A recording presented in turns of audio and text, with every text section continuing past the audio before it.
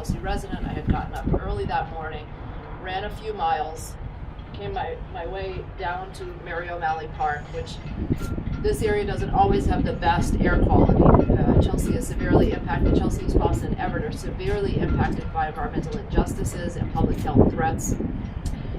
Poor air quality is something that we face on a daily basis, but some days are worse than others. And on this January morning, at about 6:30 in the morning, I came through the park having a good run when I all of a sudden said, oh my God, what is that awful smell of petroleum product?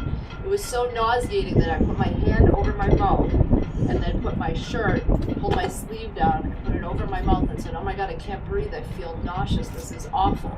Came back to my office later that day and said, something must have happened on the Chelsea Creek, something must have happened on the Mystic River, I need to find out. And I contacted the Coast Guard, and the Coast Guard said there was in fact a spill. 10,000 gallons of oil spilled into the Mystic River on that January morning, 2006. Not one company came forward and said, mea culpa, it was our fault, we spilled oil into your river, we're sorry, we'll clean it up. Not one company. The fingers kept being pointed to ExxonMobil, and ExxonMobil continually said, it's not our oil, it's not our oil, we didn't do it, it wasn't our spill.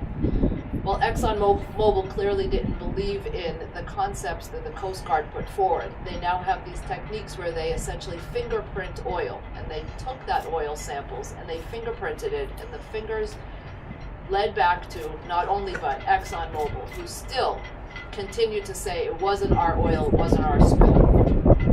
3 years later, the U.S. Attorney filed suit against ExxonMobil, which resulted in a $5.6 million settlement of fines. ExxonMobil paid $5.6 million for spilling 10,000 gallons of oil into our river.